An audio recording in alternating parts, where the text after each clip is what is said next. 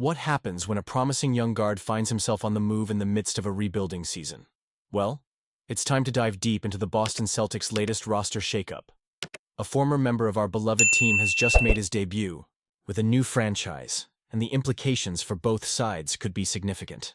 You won't want to miss what this means for the Celtics as we watch him find his footing elsewhere. Make sure to stick around, subscribe, and hit that like button to keep up with all the fresh updates on our Boston Celtics. This past weekend we saw a familiar face in a new jersey as Jaden Springer made his debut with the Utah Jazz after being traded from the Boston Celtics. Now, let's dive into what this means for both Springer and our beloved Celtics. Springer, a 22-year-old guard, was part of a salary dump trade that saw him and a future second-round pick head to Houston in exchange for a top 55 protected second-rounder. This move was primarily aimed at reducing Boston's luxury tax bill by a whopping $15 million. So, you have to wonder, was this the right call? Personally, I'm torn. On one hand, freeing up that cap space is crucial for our future flexibility. But on the other hand, Springer was a young talent with potential that we might have been able to develop further. Watching him perform for the Jazz, even in limited minutes, makes me reflect on what could have been.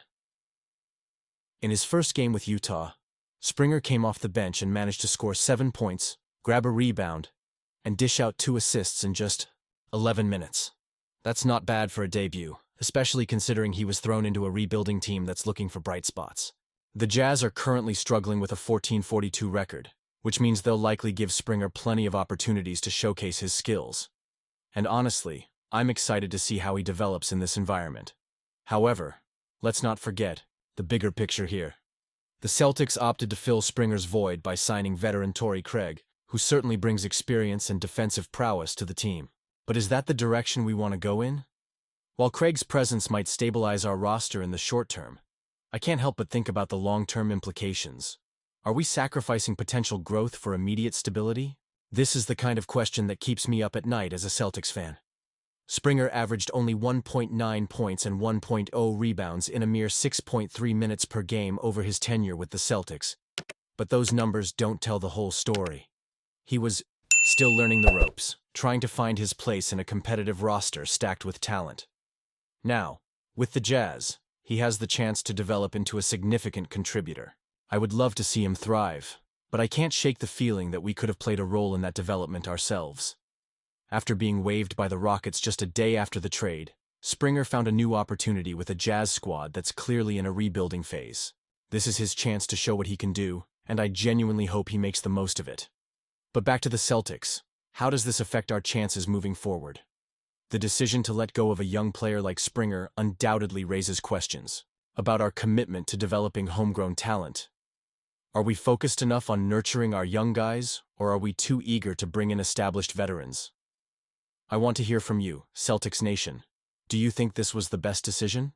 Honestly, I'm torn, and I'm sure many of you feel the same way. It's tough to watch a young player leave, especially one with potential. What do you expect from Springer in Utah? Will he flourish, or will he fade into obscurity? And more importantly, how do you feel about the direction the Celtics are heading? The Boston Celtics are in an exciting phase right now, riding high off the momentum of winning 8 of their last 9 games as they look to solidify their position in the Eastern Conference. With Jason Tatum leading the charge, it's hard not to feel optimistic about what lies ahead. The Celtics are currently battling with the Cleveland Cavaliers for that coveted top seed, and Tatum's performance is a significant factor in their success. It's clear that Tatum is the heartbeat of this team.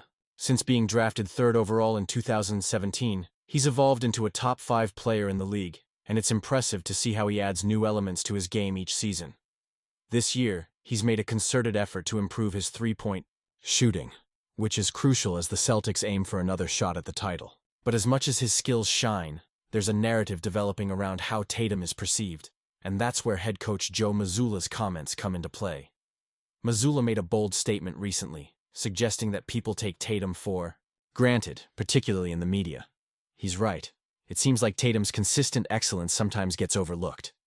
It's an easy way to use him as a headline when it's going well, Mazzulla said, and I can't help but agree. This is a player who has been performing at an elite level for years, yet it often feels like the focus shifts to other storylines. Do you think this was the best decision? Honestly, I'm torn. On one hand, it could be beneficial for Tatum to fly under the radar a bit, avoiding the intense scrutiny and pressure that comes with being in the spotlight. But on the other hand, he deserves that recognition for the hard work he puts in each season. It's not just about individual accolades, it's about building a legacy. Tatum has aspirations beyond just being the best player on his team. He wants to be one of the greatest Celtics of all time, and with that comes the responsibility to elevate his teammates and lead by example.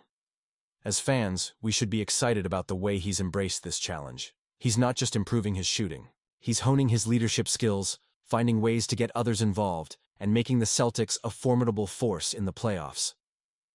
Looking ahead, the Celtics have a real chance to make a deep playoff run. Tatum's health is a major factor, but he's shown remarkable durability throughout his career. If he can stay on the court, the Celtics will be a tough matchup for anyone. The chemistry within the starting lineup is palpable, and it's clear they've developed a rhythm that's hard to break. The synergy between Tatum, Jaylen Brown, and the rest of the roster can't be overlooked. It's this collaboration that will ultimately define how far they go this season. As we dive deeper into the season, I can't help but feel excited about what the future holds. Tatum is not just playing for a championship. He's playing for respect, for legacy, and for the fans who have stood by this franchise through thick and thin. The Celtics are in a position to not only compete for a title but also to become the first team in a decade to repeat as champions. That's a monumental task. But with Tatum leading the way, it's certainly within reach. And you? What do you think? I want to hear your opinions down below. Do you believe Tatum is getting the recognition he deserves? How do you feel about the Celtics' chances this year? Let's get the conversation going. If you enjoyed this discussion or want to stay updated on all things Boston Celtics, don't forget to like, share, and subscribe to the channel. Activate the notification bell to get all the latest updates. We're just getting started, and I can't wait to see where this season takes us.